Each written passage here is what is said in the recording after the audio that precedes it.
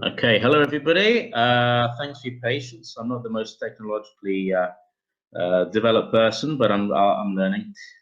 So on the first slide here, which I hope you can see, it's got a few basic benefits of laughing, which some of which I'm sure you know. The basic one is decreases stress, and the other things are all a consequence of that.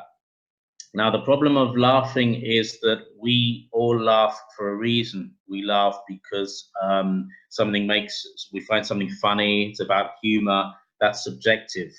Also, when we laugh, we don't laugh for a long period of time. I mean, for me, a typical laugh would be, and that would be it. That's just a few seconds.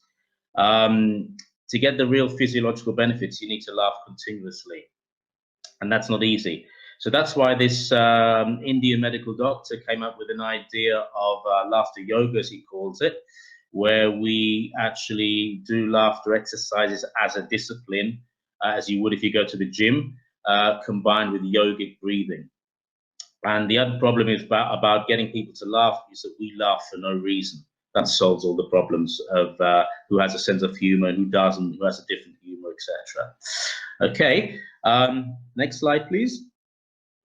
Okay, so basically we have lots and lots of different laughs. We have more than 1,000 laughs in all these different laughter yoga clubs all over the world. From this picture, you can see this is the welcome laugh, which is the one I usually use at the beginning of a session.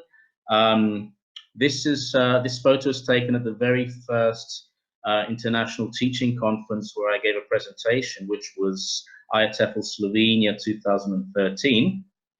And this guy who's volunteered courageously to demonstrate the welcome laugh with me, as you can see, he has a nice, strong laugh.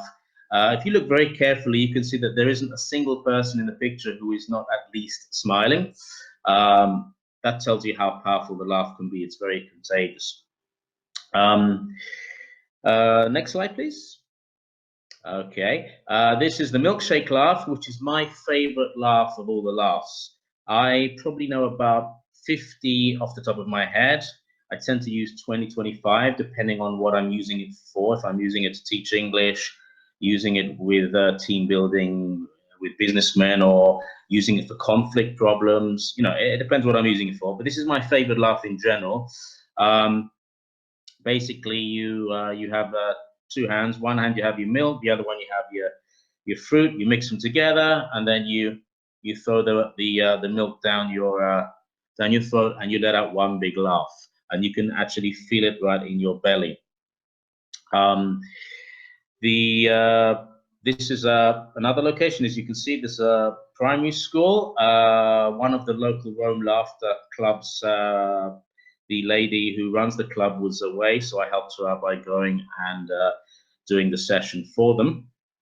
And this is all done at very low cost. It's like 5-10 euro a session, something like that. So it's basically to help the people in the local community. Anyone who wants to come along and laugh for de-stressing. Okay, next picture, please. Okay, this is the elephant laugh. This is the first laugh that you might see, which looks a little bit embarrassing. You might, you know, feel a bit embarrassed. Basically, yeah, you put your one hand like this on your nose, and then you put the other hand like this, and then you go around and do the elephant laugh. So this is a very important aspect of laughter yoga, that you have to be able to laugh at yourself. You have to take yourself less seriously. And obviously that's not always easy for some people, especially if you work in a what could be considered an important position. This here was taken at the Orient Festival, which is a kind of festival we have in various parts of Italy, where you have all these Oriental cultural stands and things, and people can just come along once they're in and do a session with us. And as you can see, they're all ages, all sexes, etc., and they're all having a good time. Okay, this was in Naples as well, which they laugh much more easily than the Romans do, I have to say. Okay, next picture, please. Okay, this laugh here is the muscle laugh. Now, this laugh is a particular one I use to demonstrate the difference between how in English we have words which have a different spelling but the same pronunciation and different meanings and all that kinds of things. So this is a good word to use. And this is with a group of businessmen, international businessmen. And this particular laugh is very powerful because it involves a lot of eye contact. So this is particularly good. You can tell the guy on the left with the right ear, he's Oriental, and the guy on the right is from somewhere, I think Germany or Holland. And this really, I find this really works with team building and, as I said, de-stressing people, getting people to actually look at each other and laugh, and it diffuses a lot of tension. Even, I mean, I have people that I don't get on with as well, but if I laugh with them, it's very difficult to have any verbal or physical arguments with them. Okay, next slide, please. Okay, this is the swing laugh.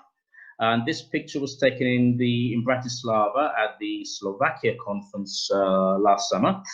I was asked to do a session there. And this is a laugh that I often used to close with, because basically we hold hands in our circle and move very, very slowly to the center.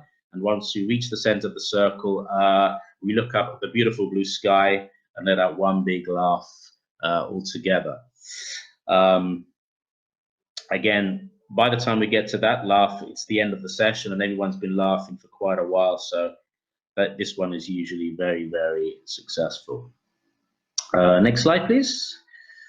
Okay, this laugh is the Canoe laugh. Now, we only really use this with people who have kind of an advanced level of laughter. We wouldn't use this in a first attempt because this gets people very, very worried. This involves sitting down like in a form of a boat, one person behind each other. Your arms are stretched out like oars, and then you row backwards and forwards. And then you let out one big laugh, and your head goes back and hopefully will land on someone's belly, not anywhere else. The powerful thing about this laugh is that it only needs one person to laugh, and you can feel the whole vibration going through your head and through your belly. So this one is particular. Another one that's very similar is the belly button laugh, which is, again, one of my favorites, but I don't get the chance to use it too often. And this here was actually, again, was in a club where they've been doing laughter for many months. So they are, for them, it's quite a normal thing to do this. And obviously you need the right floor as well, because we're lying down, as you can see. Okay, next slide, please. Okay, this is a crazy picture here. What happened here is, this was in Lisbon in 2013. We had a European international conference for laughter yoga teachers. And I had to do a session. And I like to energize my session before I started by playing a bit of music, get people, up and down moving. But I forgot we'd already been laughing for 3-4 days. So these people were already hysterically mad. And I just put on the music, left the room for 2 minutes. And when I got back into the room, this is what I found. They'd basically taken over the room and were doing their own thing. So it took me about 5 minutes to, calm them down and stuff like that. But this is the effect when you've been laughing all day for a long time. This is the kind of result. Okay, next slide, please. Okay, this is a picture of hugging. You might ask, why have I got hugging with the laughter and what's the link? The link is that I also use a lot of hugging in my classrooms because touching, like eye contact, is another thing that's very difficult for people, and I'm trying to get people to break down barriers. The thing about it being blind is that I've noticed that when I'm blindfolded, the people will come to me much more readily because they don't think they can be judged. Well, they can't be because I don't know who they are generally. And they're much more willing to give themselves to me.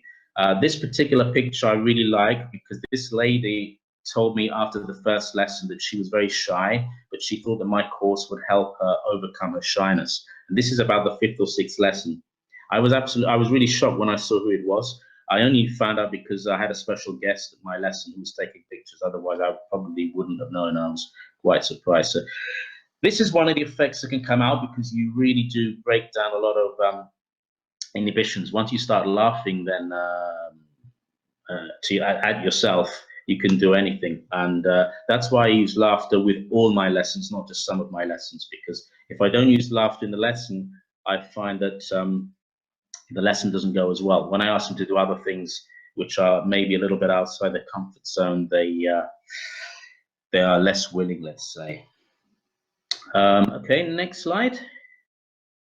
Yeah, I think this is the last one. Yeah, again, this harking back to what I said before. One of the things about laughter is we try to laugh at yourself and not at other people. So we say we laugh with you and not at you.